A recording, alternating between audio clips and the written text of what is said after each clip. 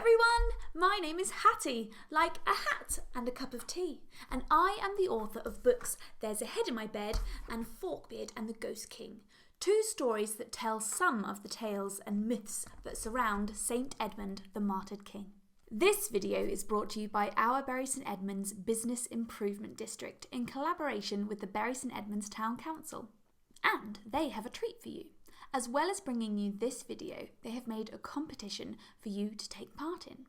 While I was recording these videos, some of the pages got in a muddle and the characters got a bit lost. So if you see a character pop up during the storytelling, like this one,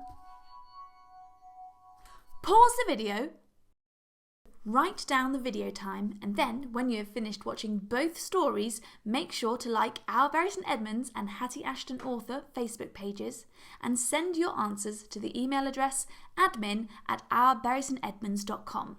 Enter before the 31st of March 2021 to be in with a chance to win. Good luck!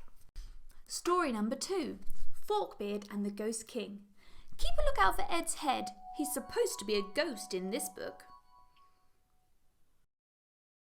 Forkbeard was a Dane, one of the Viking lot, the ones who caught Ed and covered him in snot.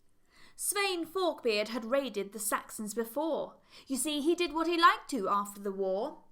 Now King Edmund's long dead, I want all of his coin. The Saxons' treasures are mine to purloin.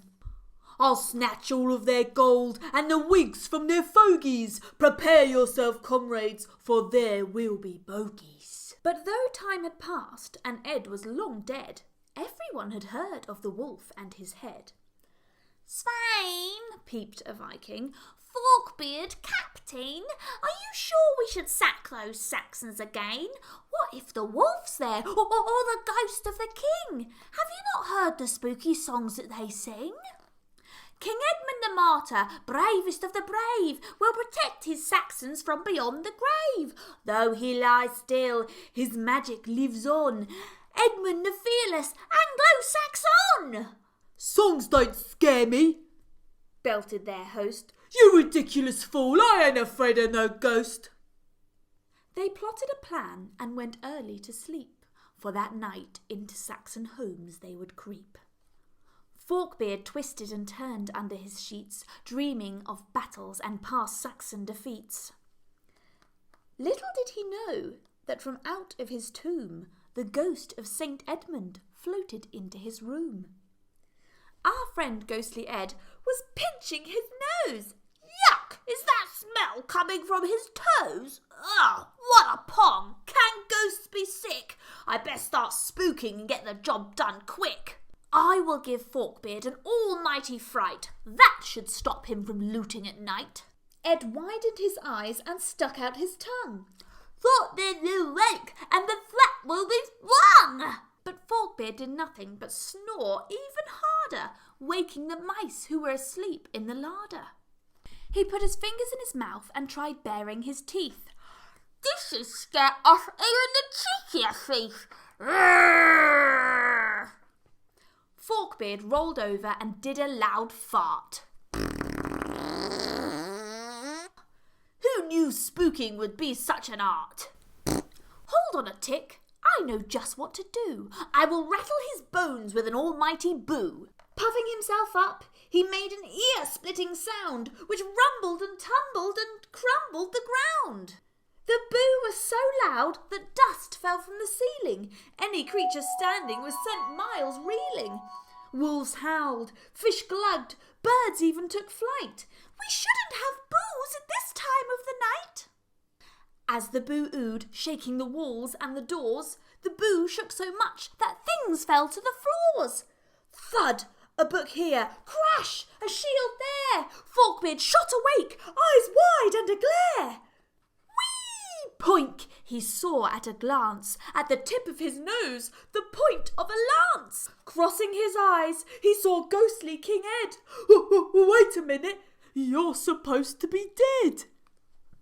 "Forkbeard the Viking, leave my Saxons in peace. Your diabolical plans at once you must cease. Stop flicking your bogies, or this I will do. Throw you head first into a big pile of squealed Forkbeard, finally finding his voice. He had better be good. Ed had left him no choice. Svein looked at the lance, then the ghost saint. He was in such a shock, he fell into a faint. Later that night, when Svein's Vikings knocked, they were surprised to find that the door was tight locked. "Svein! Gooey!" they called through the door, but they heard not a peep. Not even a snore. "He must be snoozing. Perhaps he's changed his mind." "We best back to bed. We can't leave him behind." So the Vikings went to sleep, letting Ed Saxons lie as he zoomed back to his tomb like a star through the sky. And although no one is sure, by some it is said, Forkbeard spent the rest of that night under his bed. The end. This story was Forkbeard and the Ghost King, written and read by Hatty Ashton, illustrated by Joshua Rosewarne, video created by Hatty Ashton. This video was brought to you by Our Bury St Edmunds Business Improvement District, in collaboration with the Bury St Edmunds Town Council. To be in with a chance to win the prize of a £50 Our Bury St Edmunds gift card, which is redeemable in over 50 town centre businesses, like Hatty Ashton Author and Our Bury St Edmunds Facebook pages, and have a parent or guardian email the time each lost character appeared in both videos, There's a Head in My Bed and Forkbeard and the Ghost King, along with your name, to admin@ourburystedmunds.com before the 31st of March. To find out more about Hatty and the books, visit her website at hattyashton.com or find links to the bookshop on Hatty Ashton Author Facebook page.